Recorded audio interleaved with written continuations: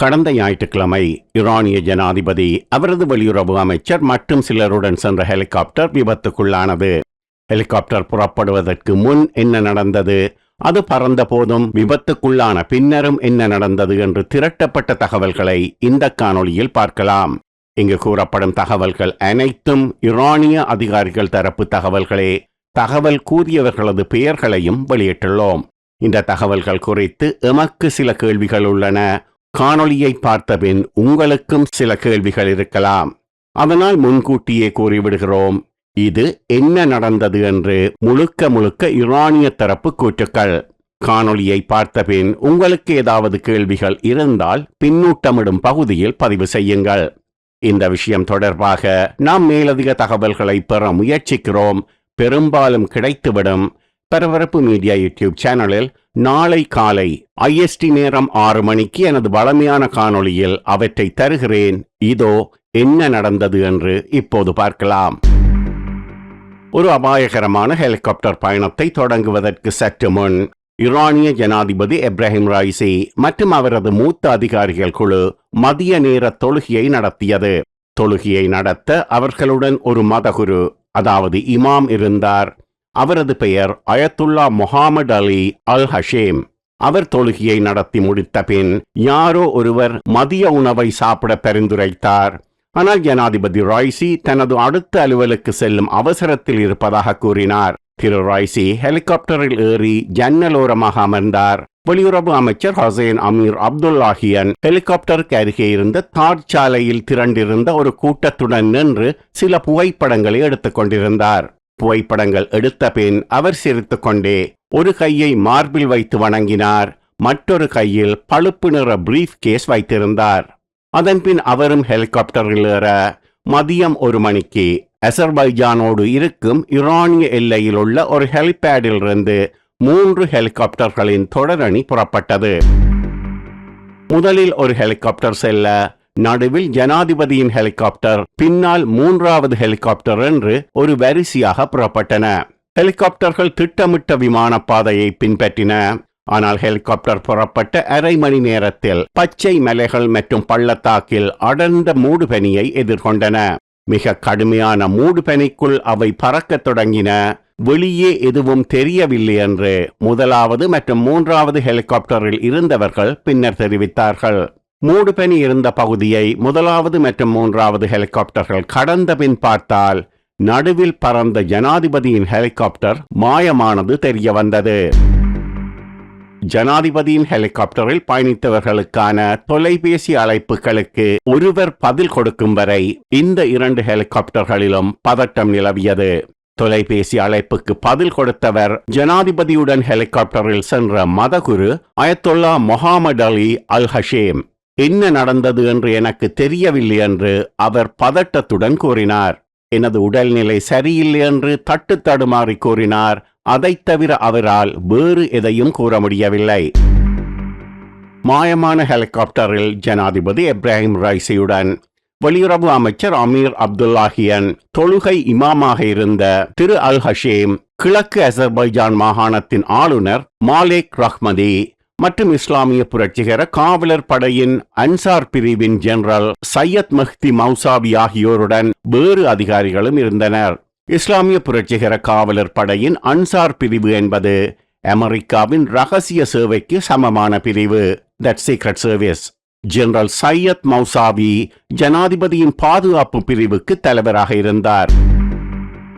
முதலில் சென்ற தலைமை ஹெலிகாப்டரில் ஈரானின் போக்குவரத்து அமைச்சர் முஹர்தாத் அஷ்பாஸ் மற்றும் ஜனாதிபதியின் தலைமை அதிகாரி கோலம் ஹொசைன் எஸ்மாலி ஆகியோர் இருந்தனர். காக்பிட்டில் ஏற்பட்ட ஒரு சலசலப்பை அவர்கள் கவனித்த போது போக்குவரத்து அமைச்சர் விமானியிடம் என்ன நடக்கிறது என்று கேட்டார். விமானிகள் ஜனாதிபதியின் ஹெலிகாப்டரின் தடத்தை இழந்து விட்டதாக கூறினார்கள். ஜனாதிபதியின் ஹெலிகாப்டர் இந்த விமானிகளின் ரேடியோ அழைப்புகளுக்கு பதிலளிக்கவில்லை என்றும் தெரிவித்தார்கள். ஜனாதிபதியின் ஹெலிகாப்டர் அவசரகால தரையிறக்கம் செய்யப்பட்டிருக்கலாம் என்று விமானி அமைச்சர் பர்ஸ்பாஷிடம் கூறினார். காணாமல் போன ஹெலிகாப்டரை தேடுமாறு போக்குவரத்து துறை அமைச்சர் விமானியிடம் கூறினார். விமானி ஹெலிகாப்டரை திருப்பினார். அந்த பகுதியை பலமுறை சுற்றி வந்தார். ஆனால் மூடுபனி பார்வையை தடுத்தது. ஹெலிகாப்டரை பள்ளத்தாக்கில் இறக்குவது மிகவும் ஆபத்தானது என்று விமானி தெரிவித்தார். அப்படியானால் தொடர்ந்து பயணிக்க வேண்டாம், ஹெலிகாப்டரை பாதுகாப்பான இடத்தில் இறக்குங்கள் என்று அமைச்சர் கூறினார். 2 ஹெலிகாப்டர்களும் இறுதியில் வடமேற்கு ஈரானின் மலைகளில் உள்ள ஒரு செப்புச் சுரங்கத்தில் தரையிறங்கின. அந்த செப்புச் சுரங்கம் அருகிலுள்ள நகரத்திலிருந்து 46 மைல் தொலைவில் இருந்தது. சில மணி நேரத்தில் அந்த செப்புச் சுரங்கத்தில் இருந்த ஒரு சாதாரண அலுவலக கட்டிடம் தற்காலிக நெருக்கடி மேலாண்மை மையமாக மாறியது. நூற்றுக்கணக்கான அதிகாரிகள், இராணுவ தளபதிகள் மற்றும் மலையேறும் நபர்கள், அவர்களுடன் மலைகளில் மோட்டார் சைக்கிள் ஓட்டும் நபர்கள் ஆகியோருடன் தப்ரிஸ் நகரத்தைச் சேர்ந்த புகைப்பட கலைஞர் அஜின் ஹாகிஹியும் போய் சேர்ந்து கொண்டார். அவர்தான் அங்கு நடந்தவற்றை பின்னர் கூறினார். முதல் ஹெலிகாப்டரில் பயணித்த ஜனாதிபதியின் தலைமை அதிகாரி கோலம் ஹொசைன் எஸ்மாலி இடைவிடாமல் தொலைபேசி அழைப்புகளை முயன்று கொண்டிருந்தார். திரு ரைசி, திரு அமீர் அப்துல்லாஹியன், திரு அல் ஹஷேம் மற்றும் ஒரு அதிகாரியின் செல்போன்களை அழைத்ததாக கூறினார். யாரும் பதிலளிக்கவில்லை. அவர் விமானியின் எண்ணை டயல் செய்தார். அதிலும் பதிலில்லை. பல தடவை முயன்ற பின் இறுதியில் பதிலளித்தவர் முன்பு பதிலளித்த அதே மதகுரு திரு அல் ஹஷேம். நீங்கள் எங்கே இருக்கிறீர்கள் என்று இஸ்மாயிலி உரையாடலை தொடங்கினார். என்ன நடந்தது? உங்கள் இருப்பிடத்தை கண்டறிய எங்களுக்கு ஒரு அடையாளத்தை கொடுக்க முடியுமா? உங்களால் மற்றவர்களை பார்க்க முடிகிறதா?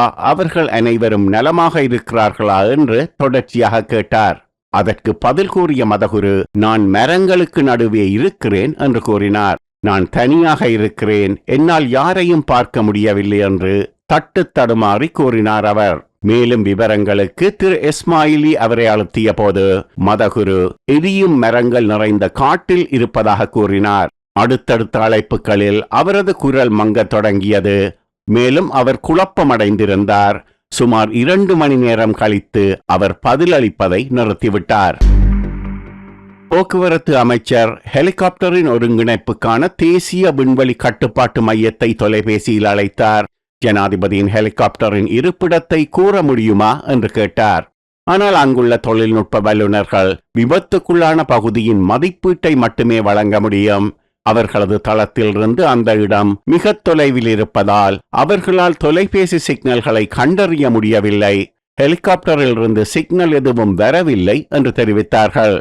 மற்ற 2 ஹெலிகாப்டர்களில் இருந்த அதிகாரிகள் ஜனாதிபதியின் விமானம் வீழ்ந்து நொறுங்கி இருக்கலாம் என்ற சாத்தியத்தையும், ஜனாதிபதி ராய்சியும் அதில் இருந்த மற்றவர்களும் படுகாயமடைந்தனர் அல்லது இறந்துவிட்டனர் என்ற சாத்தியத்தையும் அப்போதுதான் உணர்ந்ததால் பீதி பரவத் தொடங்கியது.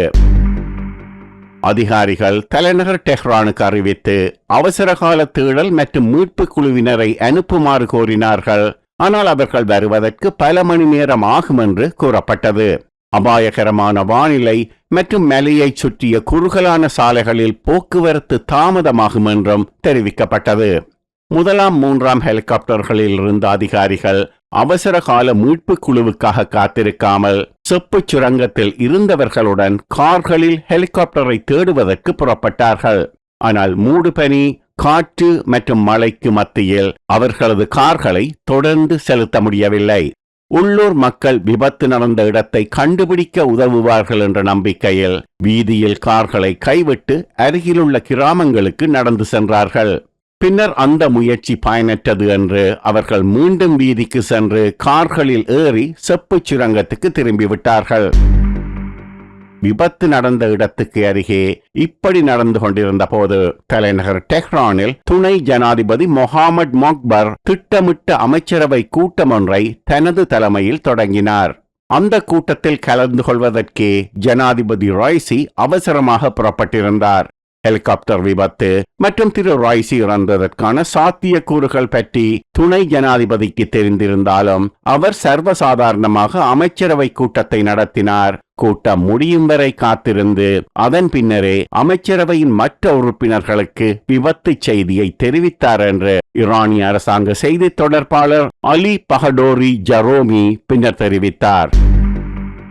ஜனாதிபதியின் ஹெலிகாப்டர் காணாமல் போனதை அதிகாரிகள் உறுதி செய்தவுடனே விபத்து குறித்து சுப்ரீம் தலைவர் அயோத்துல்லா அலி கமேனிக்கு தெரிவிக்கப்பட்டது.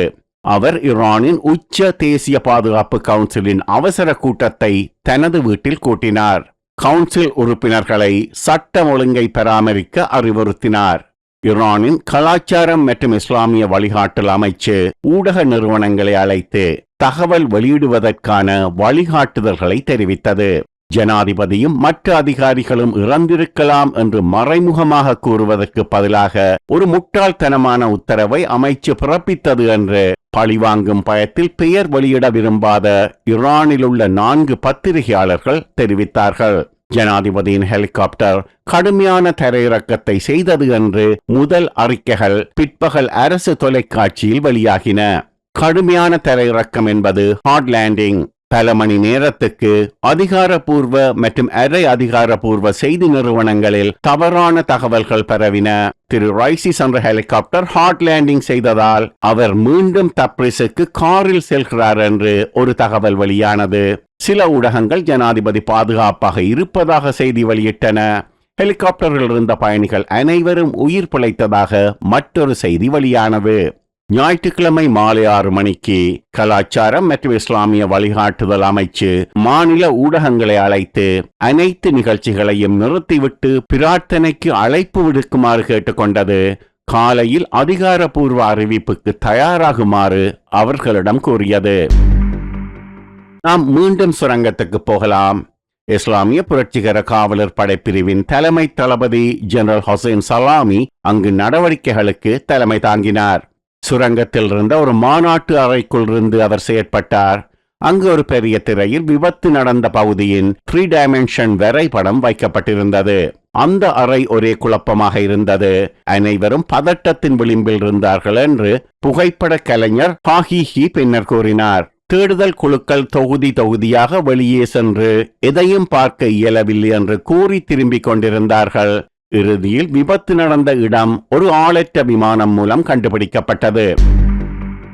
மீட்பு குழுக்கள் கால்நடையாக வெளியே சென்றன. சிலர் மோட்டார் பைக்களிலும் செல்ல தொடங்கினார்கள். அவர்களில் ஒருவருடன் சென்ற புகைப்பட கலைஞர் ஹகீகி செங்குத்தான மலையில் ஏறி சென்று சேற்று காடு வழியாக சென்று விபத்து நடந்த இடத்தை அடைய அவர்களுக்கு 1.5 மணி நேரம் எடுத்தது என்று தெரிவித்தார். அந்த நேரத்தில் முதலில் அந்த இடத்தை சென்றடைந்தது தன்னார்வ மோட்டார் பைக் ஓட்டுநர்கள்தான். அவர்களில் ஒருவர் மரங்களின் நடுவே ஓடி ஹச் ஆகா ஹச் ஆகா என்று கத்துவதை அங்கு படமாக்கப்பட்ட காணொளி ஒன்று காட்டுகிறது. ஹச் ஆகா என்ற பெயரில் ஜனாதிபதி ரைசி அழைக்கப்பட்டார் என்று பின்னர் தெரிய வந்தது. ஹெலிகாப்டரின் உடைந்த வால் பகுதி, எரிந்த சிதைவுகள் மற்றும் அதில் இருந்த பொருட்கள் தரையில் சிதறி கிடப்பதை கண்டதும் பரபரப்பாக தேடத் தொடங்கினார்கள். எரிந்த ஹெலிகாப்டர் சிதைவுகளுக்கு அருகில் திரு ரைசி மற்றும் திரு அப்துல்லாஹியன் ஆகியோரின் உடல்கள் கண்டுபிடிக்கப்பட்டன. திரு ஹாகிகியின் கூற்றுப்படி அவர்கள் இருவரது உடல்களும் அடையாளம் காண முடியாதபடி எரிகாயங்களுடன் இருந்தன. திரு ரைசி அவரது மோதிரத்தால் அடையாளம் காணப்பட்டார். திரு அப்துல்லாஹியன் அவரது கை கடிகாரத்தால் அடையாளம் காணப்பட்டார். நாம் ஏற்கனவே குறிப்பிட்டபடி இந்த தகவல்கள் குறித்து எமக்கே சில கேள்விகள் உள்ளன. உங்களுக்கும் கேள்விகள் எழலாம். உங்களுக்கு கேள்விகள் இருந்தால் பின்னூட்டமிடும் பகுதியில் பதிவு செய்யுங்கள். நாம் மேலதிக தகவல்களை பெற முயற்சிக்கிறோம்.